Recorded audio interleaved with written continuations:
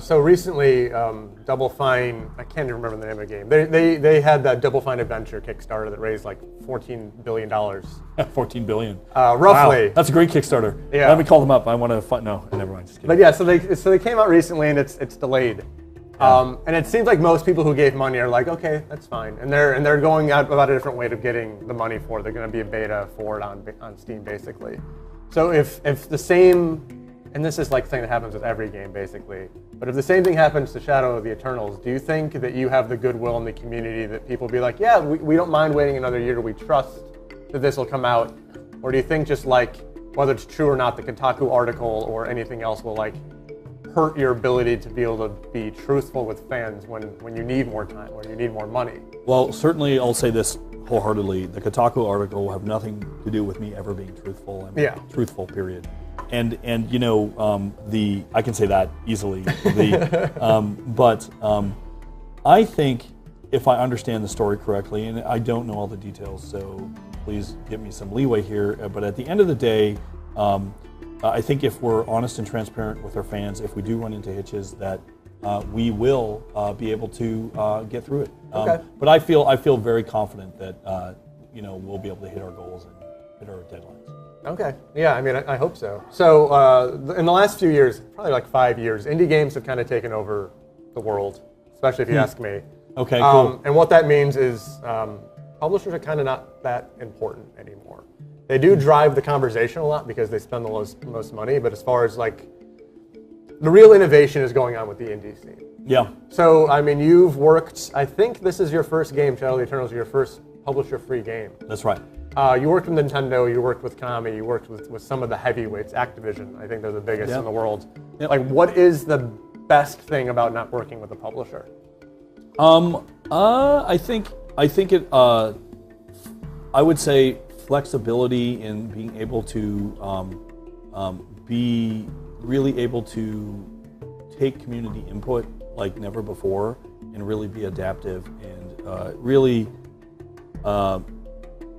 take and go things in the direction that we want to go. And to be clear, at times publisher feedback is incredibly good, incredibly helpful, and it's always good to have that third eye. So, but at the same time, we can be more adaptive and see a change wind and not have to worry about what the contract says, where you've got all these milestones upcoming, where we can, you know, if we have an issue where we think is a monumental change, we can bring it up to the community, see what they think, and if everyone's in favor of it, we can go in a new direction. Okay. So I think that gives some quite big advantages. Okay, I guess on the other side, like I'll bring up my favorite developer ever, Rare. They had Nintendo over them, and Nintendo was able to rein them in, basically, and keep them focused on actually releasing games. And then they go to Microsoft and they don't have that structure, and all of a sudden they can't get a game out the door, basically, and they've kind of dissolved. So for you, now that you're on your own completely, what is the biggest weakness of not having that incredibly wealthy big brother looking over your shoulder all the time? Well, so to be, I don't know if that happened with Rare. I don't know the circumstances, to be fair. So I don't know what happened there, or the details, or how much Nintendo looked over them, or anything like that. So, but I will say, when we made our first game, we did it entirely back at Silicon Knights. And when I made my first game, I should say, Cyber Empires, we had no one overseeing us. Okay. We just made it on our own, and it was, you know, I think Computer Gaming World gave it Multiplayer Game of the Year before multiplayer was out. It was a hot seat. It was kind of like the Total War series is right now, played on an Amiga and an Atari. So I think it's, I think there's a lot of possibilities, but at the same time, you know, we've learned a lot and we've got a lot of experience. We're going to make sure that we hit that, and then that's Sean's job to make sure we don't miss deadlines and schedules. So, you know, time will tell, but I feel pretty good about it. Like you don't have that fear of no. I mean, what was it? I mean, because what was it like with Nintendo? Were they hands-on at all with Silicon Knights? Did you feel like you learned a lot from them? Absolutely, and yeah, they were absolutely hands-on. Hands-on with Eternal Darkness, I should say. Yeah. And they were hands-on, but they were great. They tried and put a lot of serious effort into the game. In some ways, they were really let us go in the direction we wanted to go too. So they really were happy, and we created like the story and all those.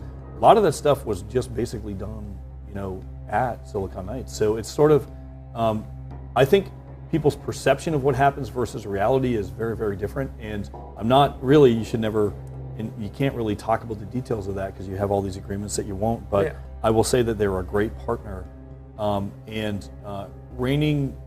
I think the whole perception of reining people in with Nintendo is not the most accurate. I think they're a great partner, but I don't know how much they ever reined us in, and I certainly have no idea how much they're raring. Okay. If that makes any sense. So right now, hopefully, if there's enough funding, you're going to make Shadow of the Eternals for 3 different systems. Yeah, PC, PS4, and Wii U. Our first stretch goal is going to be PS4. So the surprise on that list is, of course, Wii U, because nobody likes the Wii U. Everybody hates it, right? We like the Wii U. What is it that drew you to the Wii U, and why is this system, like, is there room for your kind of game on there, and why is it not found any kind of audience at this point? I don't know if that's true either. That there's no audience? Yes, I don't know if that's true. It's struggling at retail, which is a real shame because it actually is a good system, but I don't know if it's a marketing thing or people don't like the system, but I mean, what is it that drew you and said we should make this game for the Wii U? I think, first of all, we're great friends with Nintendo. We love Nintendo. Eternal Darkness got its roots with Nintendo, and I think spiritual successor should follow those roots. And I think that was just natural. I also think that the controller and, or I should say, the system itself is very, very unique and leaves a lot of possibilities for sanity. Okay. Yeah, we've seen some people come out, and even Nintendo has struggled to make anything with that controller as far as using 2 screens in conjunction. It's sometimes a map, it's sometimes nothing at all. The best thing is that you can play games on there. Mm-hmm. So what is it that drew you to that? Like, what kind of insanity effects are you going to do, or what kind of? Well, that would be spoiling everything. Yeah, I guess that's true. You don't want to spill the beans, which I'm so good at sometimes. Because it's going to have to be it's going to have to be a different version basically from the PS4 and the PC version because you have this different. Well, the interesting thing is the Crytek engine does run on all of them. Yeah.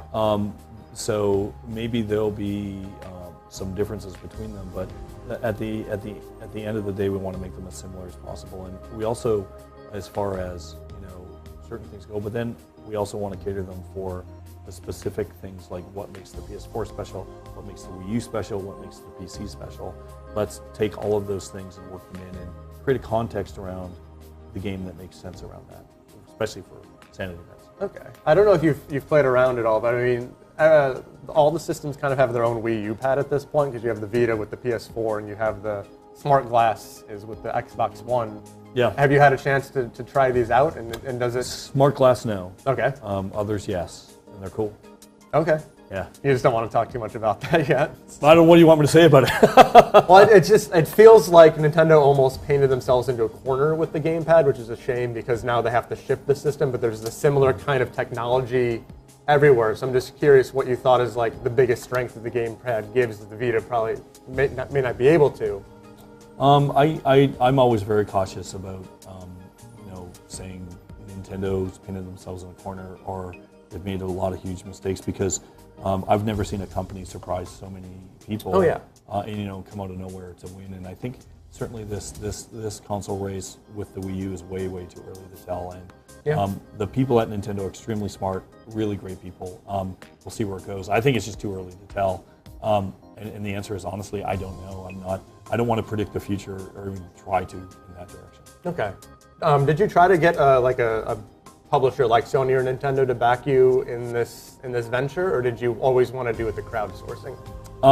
Certainly crowdsourcing is a really good way to go for us. And the thing with this industry is when you talk to other people, you really can't talk about it. But I think crowdsourcing is the right way to go for this game. Certainly, if other opportunities come up, we'll always entertain them. But we're really focused on the crowdsourcing. Okay. So you did talk about how there's a flawed narrative in this. Mm-hmm. Does that mean there's a flawed narrator, or are you just talking about like the events? You can't necessarily. So is it a flawed narrator? Is that the way? Good question. Okay. Because we've seen flawed narrators recently, and it's almost always some white dude who is just a jerk. And we kind of excuse him. We excuse Max Payne or Joel as like, oh, he's got a tough past, but really they're just jerks. Like, are you going down the same path as all these other flawed narrators, or are you going to give us something that's like a little different for games, going maybe different genders, different races, different problems, other than what we've seen? We're trying to do something different, and to talk about specifically what we do would be a spoiler. But I think you're going to see something refreshingly different with Shadow of the Eternals, and we want it to be smart, provocative, thoughtful, and have catharsis when you finish the game. So. Okay. Well, I mean, all of that sounds great. And, cool. Your Kickstarter goes live the 25th of July. Correct. Runs for, was it 30 days? Roughly? Probably 30 days. So looking for 750,000. Yep. It actually looks pretty good right now. Awesome. Thanks so much. Yeah. Thank you very much for talking to us. Oh, yeah. Really appreciate it. Thank you.